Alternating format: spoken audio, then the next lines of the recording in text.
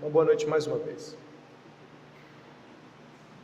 Repouse seus olhos sobre o verso de número 5, onde nós lemos juntos em Malaquias. É citado o profeta Elias, você viu isso, não? O profeta Elias é citado aqui e, seguindo assim as palavras de Charles Spurgeon, o pregador batista do século XIX, Elias é tão expressivo nas escrituras que tanto é profeta quanto é profecia. Ele tanto é alguém que Deus usou, quanto ele é símbolo de algo que Deus fará no futuro, e o fez. Jesus referenciou esse Elias, deslocando ele para que pudéssemos olhar para João Batista. Elias já veio, disse Jesus. Elias é de fato expressivo, e ele é o profeta que vai, digamos assim, nortear as perspectivas do que vamos estudar essa noite, e por isso lemos o primeiro livro de Reis no começo da abertura. Todavia, estamos no período estudando a Reforma Protestante. Tivemos dois sermões onde falamos sobre aspectos importantes da Reforma Protestante. E eu gostaria que você guardasse o nome de Elias, sim, que já vai ser mencionado daqui a alguns poucos minutos, mas pudesse a luz, a perspectiva desse momento de Martinho Lutero, pensar que talvez podemos nessa noite, com o olhar da Reforma Protestante, com esse nuance que nós vamos ter, emoldurar, adornar o belo quadro da redenção de Deus em Cristo Jesus, a história da redenção que vai ser contado no primeiro livro de Reis. Eu gostaria que você soubesse que nós estivemos nas semanas anteriores, nos domingos anteriores, falando sobre aspectos importantes da Reforma Protestante. Então nós falamos das 95 teses, eu acho que alguns lembram aqui, das 95 teses, onde nós estivemos diante de aspectos importantes do protestantismo, nesse anúncio, nesse debut de Martinho Lutero.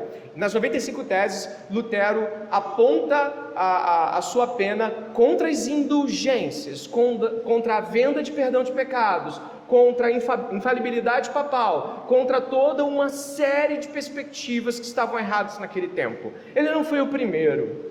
Vieram antes dele Wycliffe, John Hus, mas Lutero foi o instrumento que Deus usou naquele tempo para estamentar uma perspectiva mais sólida daquilo que deveria ser feito, e o foi. As 95 teses, elas avançam aí em perspectivas que até hoje são centrais ao protestantismo.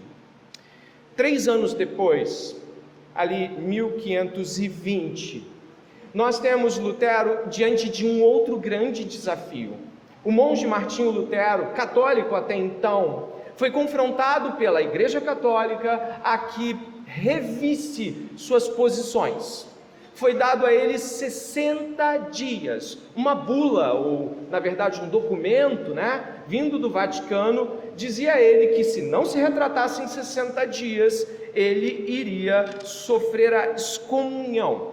Já naquele momento, antes mesmo da excomunhão, Lutero era uma persona tão não grata pela Igreja Católica, devido aos seus escritos contra os desmandos da Igreja Católica, que toda cidade que porventura viesse recebê-lo naquele período de 60 dias, ela teria as missas suspensas e os sacramentos suspensos. Isso em 1520.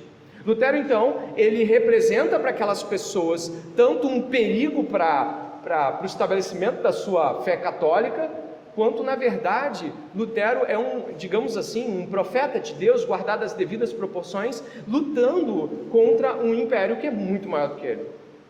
Já em 1520, Lutero é convertido, e por incrível que pareça, em 1517, Lutero ainda não é convertido, e ainda assim as 95 teses têm uma baita relevância. Ele se converteu, como nós falamos, por volta de 1518, 1519, a partir de exposições que ele fez em Gálatas, em Salmos, em Romanos, e o Senhor falou profundamente com Lutero, e ele mesmo deixa claro que esse foi o período de sua conversão. O que aconteceu? Vários lugares da Alemanha queimaram obras de Lutero. As obras de Lutero eram queimadas em praça pública. Lutero, então, contra essa atitude, também queimou, e a gente tem até, eu acho que uma imagem aqui, queimou essa bula que você ouviu aqui falar comigo, ele queimou isso também em praça pública. Philippe Melanchthon, um dos seus cooperadores, chamou os alunos de Lutero, chamou toda a Wittenberg para ver a queima da bula em retaliação à queima das obras de Lutero. Você pode imaginar que depois disso o que a igreja fez, a igreja católica, foi em 2 de janeiro de 1521 excomungar Lutero de vez. Colocou Lutero para fora e deu logo as afirmações concretas de que carrascos deveriam ser encaminhados para que Lutero pudesse receber a justa punição, porque como excomungado, ele não tinha mais a proteção do Estado, ele não tinha o olhar favorável de Deus, e logo ele era um inimigo, um rebelde, um herege, e deveria receber a devida punição. Naquele mesmo período, o problema de Lutero era tão grande, tão barulhento, que, aproveitando uma assembleia que seria feita na cidade de Worms, o imperador Carlos V, então imperador de todo aquele império e daquela região, um homem que tinha família muito conectada com todas as realidades dos outros demais impérios, inclusive, por exemplo, ele era, eu não sei se era, se não me falha a memória, neto ou filho de Fernando e Isabel, que aqui, como alguns podem saber, foram aqueles que patrocinaram a descoberta da América. Então, Carlos V tinha uma expressividade, ele era um católico famoso e muito jovem, 21 anos. Carlos V, então, aceita receber Lutero nessa dieta, que em alemão significa assembleia. Bom, essa dieta, a famosa dieta de Worms, você já ouviu falar dela, né? A dieta de Worms, ela então foi feita, e a contragosto Carlos V e mais um monte de duques, barões, figuras políticas, religiosas, pessoas muitíssimo bem recomendadas de toda a Saxônia e de todas as regiões que eram, não ainda a Alemanha que você conhece, mas constituíam grandes e vastos lugares daquela região, estavam lá naquela assembleia. Lutero então foi intimado a estar indo naquela direção. Ao passar pelas cidades até chegar à cidade de Worms, eram bons quilômetros, e Lutero pregava em cada cidade. E em cada cidade era ordenado que suas obras fossem queimadas e arrancadas das pessoas. E ele via isso, e os relatos muito interessantes do Portal Luterano, você pode procurar na internet. Portal Luterano é um site que informa coisas bem precisas acerca da história de Lutero, até porque é da igreja luterana.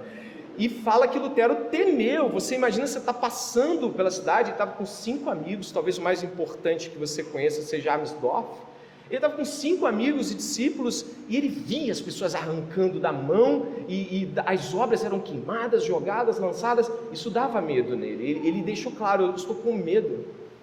Mas ao mesmo tempo pronunciava palavras de encorajamento aos demais, talvez até a si mesmo, pregando para si mesmo, dizer: mas isso tem que acabar, e temos que voltar a ter juízo e razão sobre as coisas que Deus está nos colocando. Ele chega até Worms em 17 de abril, e quando ele chega às portas da cidade de Worms e próximo ao castelo e à igreja do castelo, 2.000 pessoas estão lá, gritando. Já ao longo do caminho, velhos, crianças, senhores, senhoras o abraçavam entre uma cidade e outra, mas 2.000 pessoas gritavam o nome dele. Aquilo, é claro, deixou ele encorajado e com medo. O que seria esse confronto de Worms? Então, naquele dia 17 de abril, Lutero, quando chega e é levado até todo aquele tribunal, aquela tribuna, aquela assembleia, ele pede um dia para que ele possa colocar em redação concreta aquilo que ele precisa fazer. Ele estava demasiadamente confuso entre a euforia do povo e o seu medo. Um homem como nós. O que aconteceu? Lutero, então, naquela noite, entre disputas com o diabo, um inimigo que sempre lhe parecia muito grande de fato, e suas disputas internas, ele redigiu aquilo que nós encontraríamos como a sua resposta concreta. inquietos com a situação, o inquiridor de Lutero vai logo ao ponto. Ao contrário do dia anterior, no dia 17 de abril, onde ele fez uma pergunta um pouco maior, com um pouco mais de lisonjas e respeito, no dia seguinte o inquiridor de Lutero coloca suas obras de frente para uma mesa, chama-o e diz o seguinte: você renega, são suas, você renega o que está escrito aqui, só isso. Então, a resposta dele, que já lemos aqui no primeiro sermão, diz assim: a menos que eu seja convencido pelas Escrituras e pela razão pura, e já que não aceito a autoridade do Papa e dos concílios, pois eles se contradizem mutuamente, minha consciência é cativa da palavra de Deus. Eu não posso e não vou me retratar de nada, pois não é seguro nem certo ir contra a consciência. Deus me ajude. Amém. Ele sabia que estava assinando sua sentença de morte com essa resposta. Ele foi retirado daquela assembleia, ele foi retirado, assim, levado para um lugar. Acharam que tinham sido jogado no cárcere, mas ele foi lançado na estalagem, o que deu a ele a oportunidade de ir embora de modo livre. No dia seguinte, Carlos V, após a deliberação de todo aquele grupo que estava lá, Carlos V fala o seguinte: olha, ele é um herege, eu continuo católico e firme, ele vai ter de pagar por suas deliberações, e ele é condenado por suas palavras, pelos seus escritos. Carlos V se mantém católico, firme, e o que acontece é que Lutero segue pela caminhada. Mal sabia, como diria a Igreja Católica, o padreco Lutero seria sequestrado, sim, sequestrado por Frederico da Saxônia, o seu protetor. Frederico da Saxônia, ele era o patrocinador de Lutero em Wittenberg e concordava com os escritos de Lutero. Lutero então é sequestrado e passa 11 meses, a barba cresce, o cabelo cresce, ele passa 11 meses e onde Deus o usa na tradução do Novo Testamento alemão, ou para o alemão, na língua do alemão. E dali em diante, o que nós temos, no ano seguinte, é que Lutero retorna a Wittenberg. Ele passa 11 meses sequestrado, guardado pelo seu protetor, Frederico da Saxônia, e ele volta 11 meses depois, e o que ele encontra o deixa muito triste. Não somente Wittenberg, mas dezenas de cidades na Alemanha e em outros lugares próximos estão destruídos, em uma completa convulsão social. Lutero é tirado para fora do seu sequestro, entre aspas, para que ele possa ver que aquilo que aconteceu em Worms e o que vinha acontecendo nos anos anteriores havia mudado o mundo até hoje. E estamos aqui pelo poder de Deus em Cristo Jesus, porque o Senhor usou um homem. Usou muitos, você poderia dizer, ao longo da Reforma, sem dúvida nenhuma, mas negar o destaque de Martinho Lutero seria uma tentativa demagoga de relativizar, talvez, a matriz da Reforma, a importância máter que é discutir Martinho Lutero para uma igreja como a que vivemos hoje, para um tempo como o que vivemos hoje. Ele nunca foi um homem perfeito e cheio de pecados e defeitos como nós. Ele era um homem sujeito às mesmas paixões, mas Deus o usou. O drama que eu gostaria de dividir com vocês essa noite não é o de Lutero, claro que não. Eu gostaria de que a história de Lutero, como disse, pudesse ser apenas uma bela moldura em uma grandiosa pintura de Deus, que está assim. Eu peço que você vá comigo ao livro dos Reis, o primeiro livro dos Reis de Israel. Eu gostaria que você pudesse ir até lá.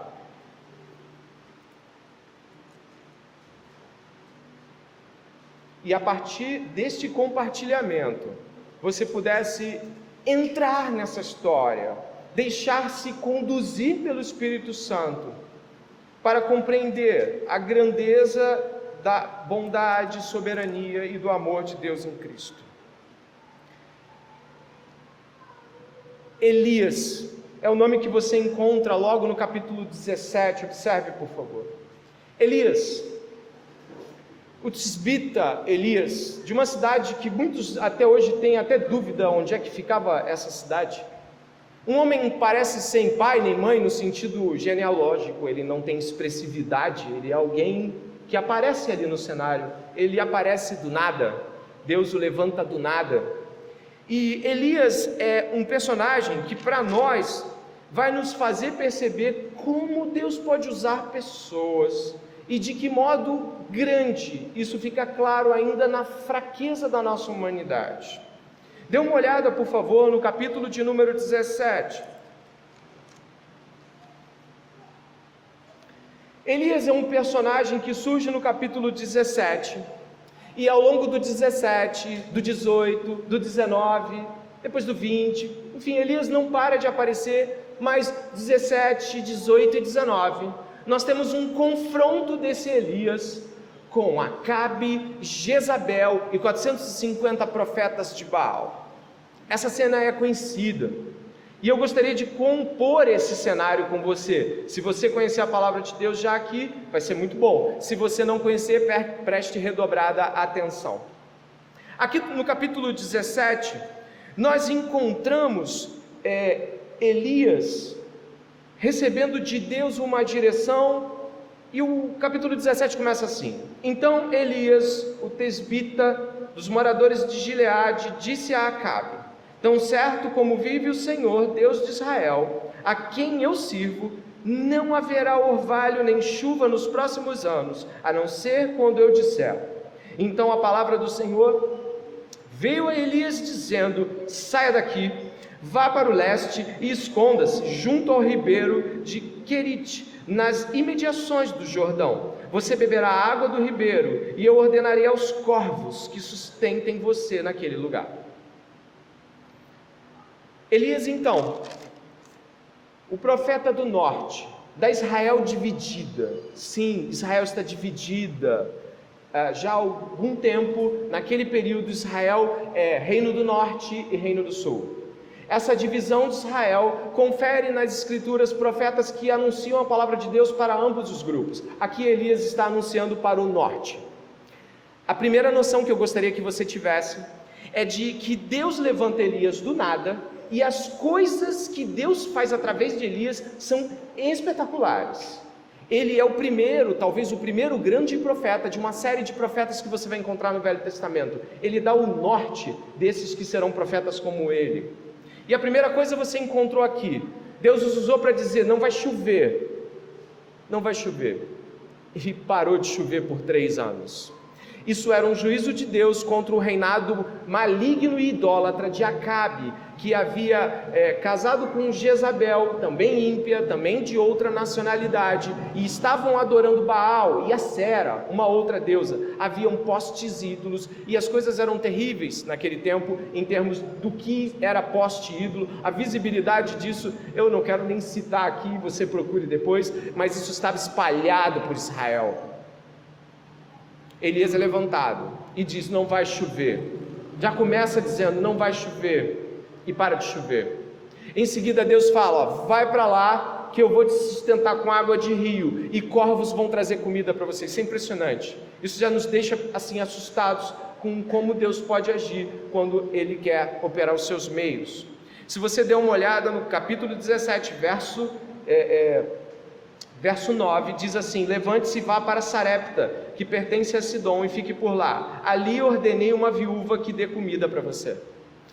Deus está ordenando para ele ir para uma nação estrangeira, para um local que não é nem sua pátria, e ser sustentado por uma viúva. Nós sabemos que as condições das viúvas daquele tempo eram precaríssimas, e você lendo o texto vê que ela não tinha nada, mas Deus disse: vai para lá. Primeiro, eu vou te sustentar com corvos. Fechado esse ciclo, agora vá para sustento de uma viúva. A coisa não para. Se você for até o capítulo 18, você vai encontrar no verso 1 e 2, assim: muito tempo depois, no 3º ano da seca, a palavra do Senhor veio a Elias dizendo: vá apresentar-se a Acabe, porque farei cair chuva sobre a terra. Então Elias foi se apresentar a Acabe, e a fome era extrema em Samaria. Preste bem atenção. Ele ordena que Elias vá na direção daquele que quer matar ele, que quer a cabeça dele. Elias é o profeta que está deixando todo mundo sem comida. E Deus fala: vai se apresentar diante de Acabe. E o que ele faz? Vai. No verso 14 desse capítulo mesmo, me acompanha, por favor. No verso 14, Obadias, não o profeta, Obadias, o cara que responde ao palácio de Acabe, e que havia escondido 100 profetas, porque a Jezabel, a mulher do Acabe, havia mandado matar os profetas de Israel. Então esse cara esconde 100 profetas, e Elias fala assim: eu quero ver Acabe. Você imagina o responsável por esconder 100 profetas, e agora aparece Elias. Obviamente que essa tentativa é também de que Elias perca a cabeça, dentre esses 100. Olha o que o Obadias diz aqui no verso 14: e agora você quer que eu vá e diga ao meu senhor que Elias está aqui? Ele vai me matar. Elias respondeu: tão certo como vive o Senhor dos exércitos, a quem eu sirvo, hoje mesmo me apresentarei a ele. Então Obadias foi se encontrar com Acabe e lhe deu a notícia, e Acabe foi se encontrar com Elias. Quando Acabe viu Elias, disse: então é você o perturbador de Israel? Elias respondeu: eu não tenho perturbado Israel. Quem tem perturbado Israel é você e a casa de seu pai, porque vocês abandonaram os mandamentos do Senhor e seguiram os Baalins. Agora ordene que todo Israel venha se encontrar comigo no Monte Carmelo. Convoque também os 450 profetas de Baal e os 400 profetas da deusa Aserá, que comem na mesa de Jezabel. Olha a audácia, a ousadia desse homem. Ele não somente responde a esse rei ímpio, dizendo assim: quem perturba Israel não sou eu não, é você que perturba Israel. Agora chama teus profetas, chama os profetas da tua esposa, vamos juntar todo mundo em cima daquele monte e vamos ver quem é Deus. Parece que tem mais coragem que o Lutero, né? Lutero foi chamado para a briga, né? E ele chamou a briga. O que acontece? Não sei se você conhece a história, mas sabe o que acontece? O que acontece vai estar aí logo em seguida, dê uma olhada por favor, verso 20 do mesmo capítulo. Então Acabe enviou mensageiros a todos os filhos de Israel e ajuntou os profetas no Monte Carmelo. Depois Elias se aproximou de todo o povo, tem profeta, tem Acabe, tem todo mundo lá, tá? A dieta do Carmelo está pronta lá, está armada. E diz assim o profeta Elias: até quando vocês ficarão pulando de um lado para o outro? Se o Senhor é Deus, sigam-no. Se é Baal, sigam-no. O que aconteceu? Elias deixou que os profetas de Baal ficassem lá gritando por Baal quase um dia inteiro, se mutilando, gritando, para ver se Baal respondia com fogo o sacrifício que foi posto. Baal não apareceu. Elias então reuniu pedras lavadas, colocou elas, fez um altar de pedra com 12 grandes pedras para representar as tribos de Israel, mandou cortar o animal, colocou ele em cima e jogou água.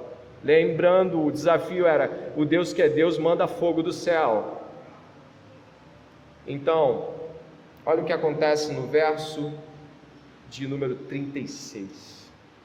Quando chegou a hora do sacrifício da tarde, o profeta Elias se aproximou do altar e disse: ó Senhor, Deus de Abraão, de Isaque e de Israel, que hoje se fique sabendo que tu és Deus em Israel, e que eu sou o teu servo, e que, segundo a tua palavra, fiz todas essas coisas. Responde-me, Senhor, responde-me, para que este povo saiba que tu, Senhor, és Deus, e que fizeste o coração deles voltar para ti. Então caiu fogo do Senhor e consumiu o holocausto, a lenha, as pedras, a terra, e ainda lambeu a água que estava na vala. Quando o povo viu isso, todos se prostraram com o rosto em terra e disseram: o Senhor é Deus, só o Senhor é Deus. Então Elias disse: prendam os profetas de Baal, que nenhum deles escape. Eles o prenderam, e Elias os fez descer até o ribeiro de Quizon, e ali os matou. Então Elias disse a Acabe: suba, vá comer e beber, porque já se ouve o barulho de abundante chuva. Acabe subiu para comer e beber, mas Elias subiu até o alto Carmelo e ali encurvado para a terra, pôs o seu rosto entre os joelhos e disse ao seu servo: vá e olhe para o lado do mar. A cena que segue é que uma pequena nuvem vai se transformando em uma grande nuvem e a chuva. Que cenário! O que você espera depois disso? Você espera que todos sigam o Senhor? Você espera que os reis tremam na base? Você espera que um Deus que faz fogo cair do céu, que manda matar todos os profetas de Baal, com um só homem sendo usado, você espera o quê? Uma conversão em massa. Você espera um temor reverente por parte de Acabe e Jezabel e uma conversão instantânea. Essa é a história de Elias e os profetas de Baal. Só que o que acontece em seguida, no capítulo 19, você pode olhar, é muito diferente. Nós podemos ver até aqui, antes que entremos no capítulo 19, de que nem a derrocada espiritual de Israel, o declínio moral, político, religioso, absolutamente nada disso para o Senhor. O que nós vemos aqui é de que a alienação do povo em relação a Deus não anula Deus, não para Deus, e Deus pega um homem simples, humilde, anônimo, e o usa contra todas as autoridades política, espiritual, religiosas daquele povo naquele tempo. Existe algo importante antes de entrarmos nessa segunda parte. É perceptível que Elias obedece às mais improváveis ordens. Ele não descrê em nenhum momento. Quando Deus diz, o corvo vai te dar comida, pode ir, ele vai. A comida não vem antes do corvo, a ordem vem antes dos corvos. Depois Deus manda ele lá para a viúva, e Deus usa Elias até para salvar a vida daquela mulher e a fome que passava naquele lugar. Depois Deus ordena Elias improvavelmente se confrontar com Acabe. Depois, pelo Espírito do Senhor, porque é assim que Elias fala, que Deus ordenou essas palavras, ele diz aqui no seu discurso de oração final, que Deus deu as palavras para ele, Deus falou para ele fazer aquelas coisas, ele ordena e chama para o confronto. Quando parece que não vai ter chuva, você depois vai ler o texto com calma, parece que não vai ter chuva, porque Elias se ajoelha, olha e não tem nuvem nenhuma, mas ele insiste dizendo ao seu moço, vai olhar de novo, e vai olhar de novo, e vai olhar de novo. Ele não descrê mesmo diante da ausência das nuvens. Isso tudo tem um cenário de obediência, de fé, de entrega, de confronto, que a gente está vibrando com Elias já que está aqui. Está todo mundo assim, eu quero ser Elias. Nada parece difícil demais para esse profeta. Os olhos dele estão fitos em Deus. Ele não olha para nada ao redor dele. Ele só olha para Deus. Ele só ouve Deus. Mas olha o que acontece no capítulo 19. Diz assim, verso 1: Acabe contou a Jezabel tudo o que Elias havia feito e como havia matado todos os profetas à espada. Então Jezabel mandou um mensageiro a Elias para dizer-lhe: que os deuses me castiguem se amanhã, a estas horas, eu não tiver feito com a sua vida o mesmo que você fez com a vida de cada um deles. Elias ficou com medo, levantou-se e para salvar a vida se foi e chegou a Berseba, que pertence a Judá, e ali ele deixou o seu servo.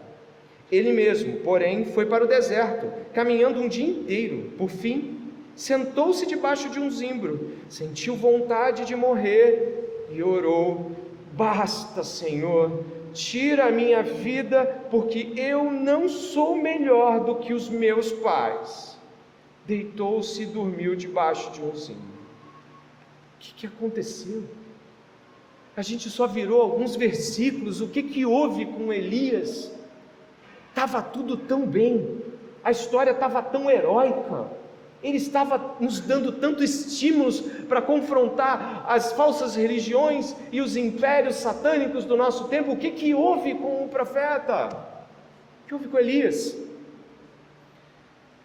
É exatamente nesse ponto que as Escrituras nos vão dar um dos cenários mais claros do que é a soberania de Deus, controle de Deus e fragilidade humana. É nesse cenário que a grandeza de Deus e a pequeneza da nossa humanidade se encontram em um texto que deve transtornar os nossos corações nos próximos 20 minutos. Eu peço que você me acompanhe, por favor. Como nós lemos em Malaquias no começo, Elias, ele é tanto profeta quanto profecia para as Escrituras. Ele é tanto aquele que veio e cumpriu uma etapa, quanto aquele que viria, em alusão a João Batista. Porém, em Tiago capítulo 5, verso 17, diz que Elias era um homem semelhante a nós, sujeito às mesmas paixões. Você já leu isso, não já? Olha que dimensão, né? O profeta profecia e um homem sujeito às mesmas paixões. É aqui que a gente está vendo o cenário com mais clareza. É aqui que você começa a olhar e ver que existe um Deus forte, um castelo forte. Quando Lutero marchava para Worms e ouvia as trombetas anunciando a sua chegada, ele cantava o Salmo 46. Deus é meu refúgio e fortaleza, socorro bem presente no dia da angústia. Foi ali que ele compôs Castelo Forte, que você cantou aqui. Esse cenário, muito claro para nós, nos dá a seguinte observação: esse homem escondido aqui, embaixo de uma planta que devia ter seus 3 metros de altura, comum em Israel, esse homem que está escondido e acovardado, foi o homem que fez a chuva parar, o fogo descer, e com espada matou os profetas de uma das maiores autoridades, se não a maior autoridade do seu tempo. Esse homem agora estava paralisado, preste atenção, paralisado, sem força para pegar comida e água para si mesmo. Olha que cena, travado, completamente trancado em si mesmo, completamente diferente de tudo que nós vimos. Ele, no verso 4, dá uma olhada, ele pede a morte. Qual é a lógica disso? Somos fracos. Você é fraco e eu sou fraco. Salmo 39, verso 5 diz que o ser humano, por mais forte que pareça, é pura vaidade. Nós estamos aqui agora, a partir desse momento, pedindo que Deus nos mostre nesse cenário nossas fraquezas e sua grandeza. E eu levo você agora a 5 aspectos do texto que nós vamos ler em 1 livro de Reis 19. 5 aspectos que Deus pode trazer ao nosso coração. Estávamos em um pico grande de euforia e vitórias, e agora encontramos que para alguns teólogos é até um ponto de depressão na vida de Elias. Alguns apontam como depressão. Spurgeon e pregadores do nosso tempo apontam que houve aqui um momento de depressão, se não uma grande tristeza na vida de Elias. Ele deseja a morte. O primeiro ponto que eu gostaria de ressaltar, desses 5 que eu gostaria de tratar com vocês, é de que somos fortificados quando obedecemos a palavra de Deus e somos paralisados quando obedecemos, ouvimos as palavras dos homens. Repare que na sua oração de desce fogo dos céus, Elias disse que a única coisa que ele fez foi fazer cumprir as palavras que Deus disse. As coisas mais impossíveis aconteceram enquanto ele obedecia. Enquanto Elias obedecia, parecia que o impossível era possível a todo momento. Comida vindo de pássaros, viúvas, reis se amedrontando, chuva descendo ou não, fogo caindo do céu, profetas infernais morrendo, tudo era possível, enquanto a obediência de Elias era única e exclusivamente a palavra de Deus.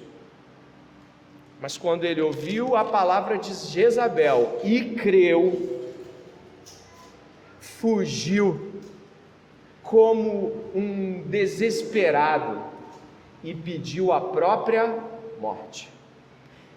Aqui um primeiro ponto: ouvindo a palavra de Deus e obedecendo a palavra de Deus. Quem tem ouvidos para ouvir, que ouça essa noite. Ouvindo e obedecendo a palavra de Deus, independente das palavras ao redor, ouvindo e obedecendo, nada é impossível ao que crê. Nada pode parar um crente que obedece a palavra de Deus. Não estou propagando só vitórias. O que eu quero dizer é que os propósitos de Deus serão cumpridos cabalmente, e aqueles que obedecerem a palavra de Deus verão as grandezas de Deus. Se cremos, veremos a glória de Deus.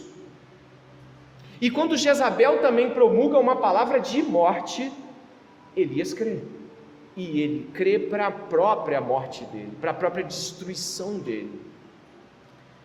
Há uma analogia que me parece propícia. Com os olhos fitos em Jesus, Pedro anda sobre o mar, olhando para as ondas, e por furor do mar, Pedro sucumbe, e Jesus tem de tirá-lo.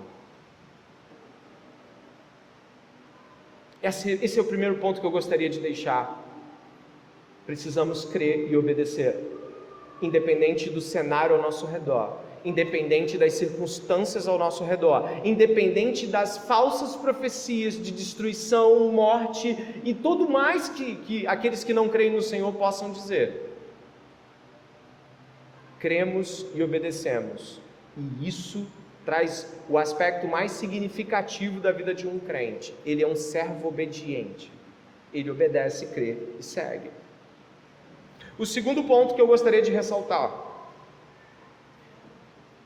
ou entregamos a nossa vida por amor de Cristo à morte, ou vamos acabar pedindo a própria morte. Se nós não nos entregarmos em oferta a Deus, em sacrifício a Deus, o que vamos acabar pedindo diante desse mundo louco é justamente a nossa própria morte. Um crente sabe muito bem que quando não olha para Jesus Cristo, ele vai ser capaz, obviamente, de pedir a própria morte, porque ele está olhando para as circunstâncias. Eu posso te dar exemplos bíblicos para isso. Quando Davi, em 2 Samuel, quando Davi vê a morte de Absalão, ele pede a própria morte. A dor é tão grande, a tristeza pela morte do seu filho Absalão é tão grande, que Davi sucumbe, a ponto de Joabe ter que sacudi-lo, e para com isso. Quando Jó está lá em seu momento mais terrível, todos os sofrimentos físicos estão diante de Jó, perda de filhos, perda de bens, perda de saúde, Jó também aponta para a própria morte. Era melhor morrer, amaldiçoou o dia do nascimento. Quando Jonas está diante de seu fracasso ministerial, na opinião dele, claro, ele pede a morte. Você reparou que Deus não responde a nenhuma dessas orações? Você já reparou? Até mesmo quando isso parece uma coisa elevada, né? Quando Moisés está aparentemente em Êxodo 32 dizendo: não destrua o povo, risca o meu nome. Deus não responde a orações nossas que buscam a própria morte. O Senhor da vida não nos responde a essas orações, porque isso não nos cabe. Se o Senhor nos permaneceu, nos trouxe vivos até aqui, que o Senhor nos leve, mas que não sejamos aqueles que desejam o próprio fim.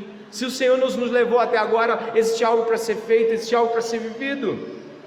Então eu gostaria que você pudesse pensar comigo de que Jesus, o servo sofredor, quando estava em seu momento de maior angústias mortais, ele chamou seus amigos à oração, e estes dormiram, e ele pediu a vontade de Deus. Olha a diferença. No Getsemane, Jesus pediu a vontade de Deus. Se possível, passa de mim esse cálice, mas seja feita a tua vontade. O clamor de Jesus diante da morte iminente não era, então me mata logo. Se você puder marcar onde estamos e ir comigo até João, o evangelista, existe algo significativo sobre a morte que deve nos fazer refletir no último capítulo do Evangelho de João. Nós, às vezes, completamente cercados, completamente imersos em nossa dor, em nossa subjetividade de motivos, fazemos esse pedido que aos olhos de Deus não tem nenhum cabimento. O capítulo 21 de João, onde o Senhor recupera Pedro através dos 3 "você me ama, eu te amo", termina a sua conversa naquele momento falando o seguinte, olha o capítulo 21, verso de número 18. Em verdade lhe digo, que quando era mais moço, Jesus falando a Pedro, você se cingia e andava por onde queria, mas quando você for velho, estenderá as mãos e outro o cingirá e o levará para onde você não quer ir. Jesus disse isso para significar com que tipo de morte Pedro havia de glorificar a Deus. Depois de falar assim, Jesus acrescentou, siga-me para a morte. Siga-me para a morte que eu planejei para você. Siga-me para a morte que eu construí para você. Siga-me para a morte que me glorificará. Quando pedimos a morte, ao sucumbir diante dos desafios da vida, tenha certeza, não é para a glória de Deus. Paulo mesmo sabia, em Filipenses ele disse que era melhor estar com Deus. Ou seja, a morte era lucro, mas ele se vê dividido entre ainda poder cumprir a vontade de Deus, abençoar pessoas e a própria partida com o Senhor. Repare que este homem não está dizendo, a vida não presta, me mata, me risca dessa vida. Ele não está sucumbido à sua tristeza, pelo contrário, ele encara a morte como projeto de Deus para que ele seja glorificado. Elias não está buscando a glória de Deus, mas está buscando de que Deus o mate antes que Jezabel faça. É basicamente, acaba com a minha angústia, porque eu não quero mais viver, eu não quero ter que passar por isso, isso é demais para mim. Deus não responde Elias, e não vai responder você. A morte é Deus usando a sua morte naquele momento para glorificar o nome dele.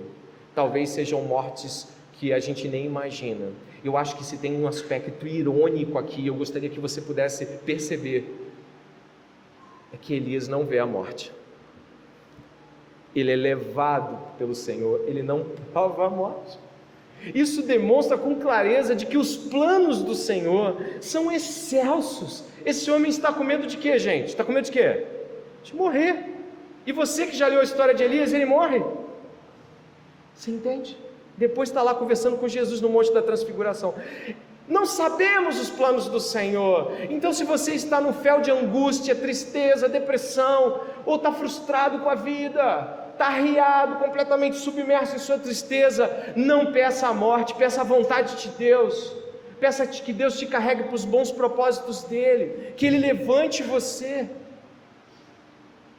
e que Ele faça com que você o honre até em face da morte. Isso é um ponto muito importante que eu gostaria que pudesse ficar aqui entre nós. Eu peço que você gentilmente volte até o texto original de hoje.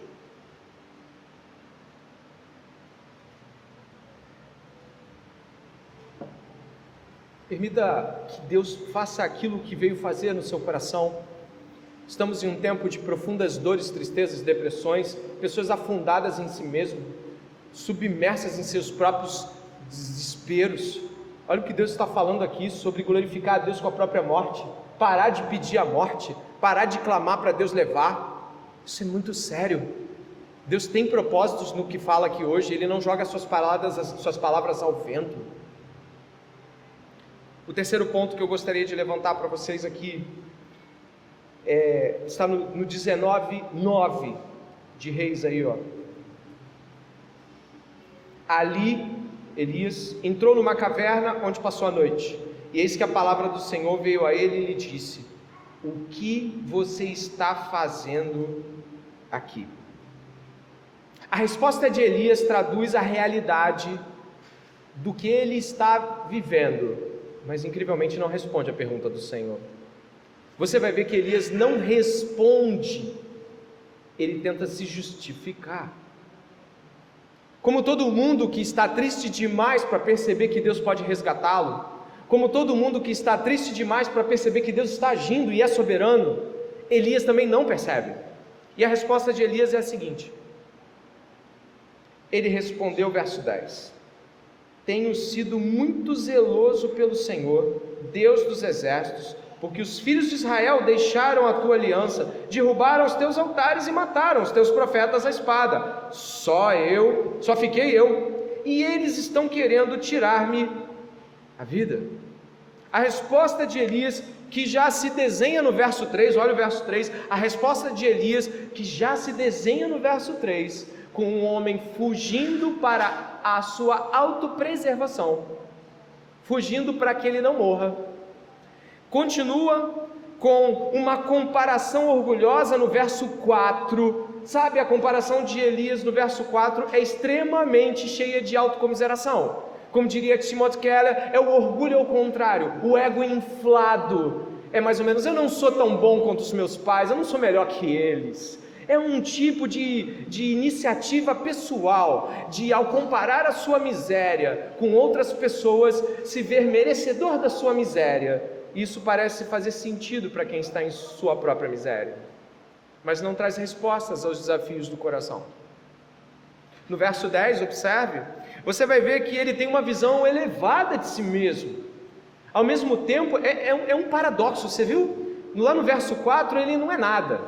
Já no verso 10 ele é o único que resistiu bravamente aos altares de Baal. Olha a oscilação do profeta. Ele está cego. De um lado se autocomisera, do outro lado se justifica, se colocando talvez até mais do que o seu tempo.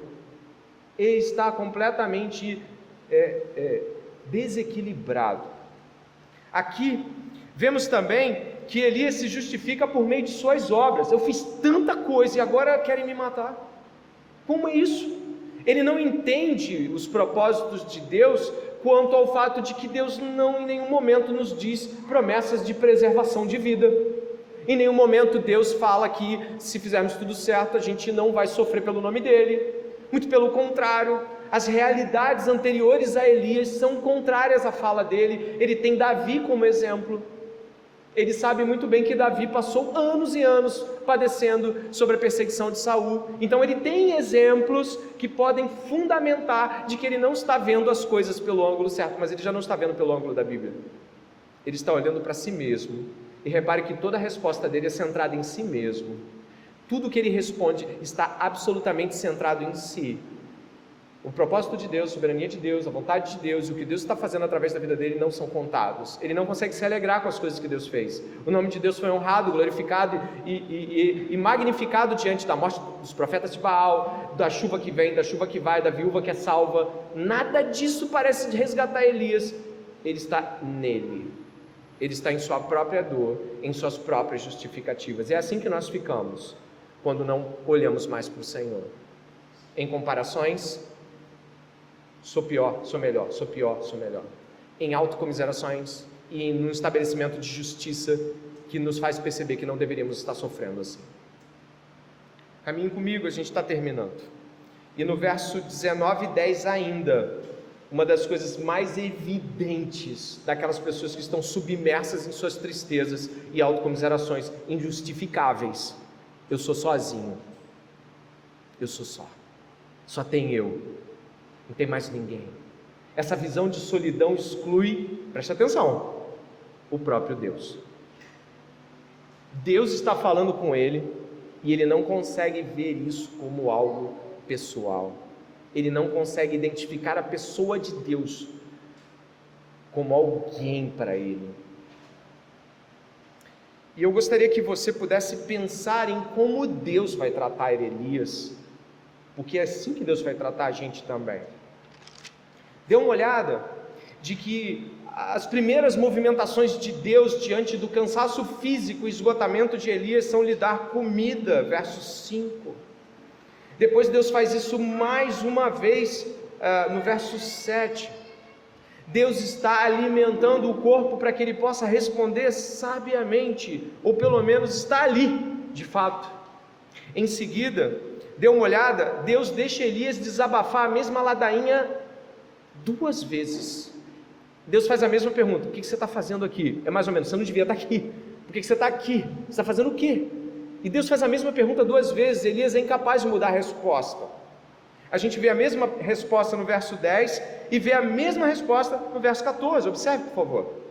Elias respondeu a mesma pergunta dizendo: tenho sido muito zeloso pelo Senhor, Deus dos exércitos, porque os filhos de Israel deixaram a tua aliança, derrubaram os teus altares e mataram os teus profetas à espada. Só fiquei eu, e eles estão querendo tirar minha vida. A resposta devia ser: tu és grande, tu és maravilhoso, eu estou aqui no meu estado de autocomiseração injustificável, o Senhor é bom, o Senhor fez coisas grandiosas e eu preciso que o Senhor me resgate. Não! Eu continuo sendo o injustificável sofredor diante de um Deus falando comigo. E olha, Deus está falando com você. Deus está falando com a sua miséria, com a sua tristeza infinita, baseada em seus próprios argumentos. Deus está falando conosco. Deus então, e esse é o último ponto, preste atenção. Deus então poderia dar N respostas que acalmariam o coração dos aflitos e desesperados. Mas o que Deus faz? Ele diz assim, a resposta do Senhor a tudo isso, verso 15 em diante. Então o Senhor disse a Elias: vá, volte o seu caminho para o deserto de Damasco. Chegando lá, unja Hazael como rei da Síria. Unja também Jeú, filho de Ninsi, como rei de Israel, e Eliseu, filho de Safate, de Abel Meolá, como profeta em seu lugar. Quem escapar à espada de Hazael, Jeú o matará. Quem escapar à espada de Jeú, Eliseu o matará. Também conservei, preste atenção, em Israel 7.000, todos os joelhos que não se dobraram a Baal, e toda a boca que não o beijou. Existe aqui Deus dizendo: olha, levanta, volta o teu caminho, refaz a tua estrada, pega o Eliseu que tu deixou no caminho aí, largou para lá o teu discípulo, vai lá, pega ele, coloca ele no teu lugar, vai, unge o outro rei, unge aquele outro, que vai levar aqui. Olha Deus dizendo o seguinte: eu já tenho um plano, não é sobre você, não é você que consegue.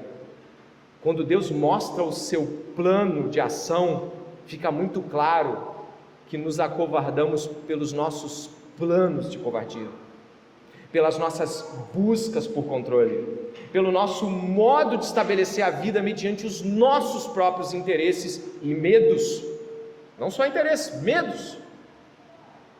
E o que nós temos aqui é que Deus não diz para Elias que vai dar tudo certo para ele.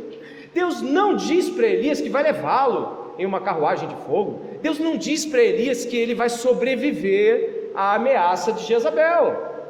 Deus ordena que Elias marche para o confronto que ainda não terminou, continue o ministério que ainda não acabou, cuide das pessoas que você deixou para trás e que não terminou. E mais importante é o verso 18, na minha opinião. Na minha Bíblia, eu procurei em outras traduções, tem o mesmo significado. Também conservei. Sabe o que é isso? Eu conservei você, Elias, e também conservei outros. Eu preservei pessoas para mim, e Elias, eu preservei você. O desafio enorme de Elias é de não perceber que Deus o sustentou, de que Deus o protegeu diante de todos aqueles confrontos, de que Deus o sustentou de modos improváveis, e de que Deus o preservou. E não preservou só ele não é o servo especial de Deus, ele não é a menina dos olhos de Deus, ele é servo de Deus, como tantos servos de Deus que existem pelo mundo e sempre existiram, levantados e preservados pelo Senhor. Nós temos dificuldade diante de um momento de dor e conflito, de perceber que não somos os únicos que Deus cuida e não somos os únicos que estão passando padecimento. Outras pessoas, naquele mesmo período, estavam fugindo ou mesmo estando em significado de perseguição, como Elias. Você e eu não somos os únicos que passamos pelas coisas que passamos. Deus tem sustentado pessoas ao longo de toda a história. Sustentou o nosso irmão Martinho Lutero, que se entregou para a morte, mas Deus preservou-lhe a vida. Ele não foi martirizado, morreu com doença, morreu de um modo que talvez não esperasse.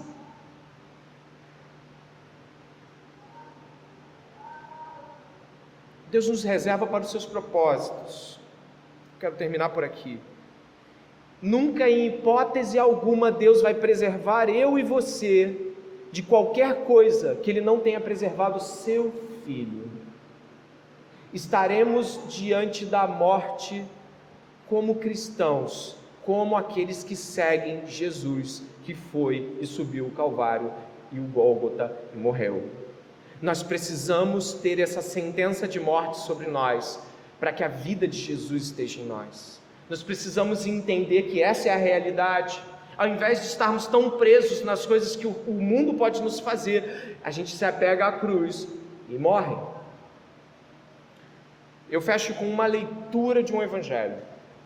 Lucas capítulo 9, verso 23 e verso 27, ao verso 27.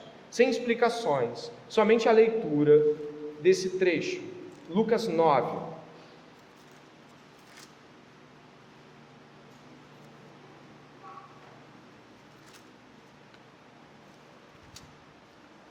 Preste atenção no que você vai ler, e em seguida vamos orar.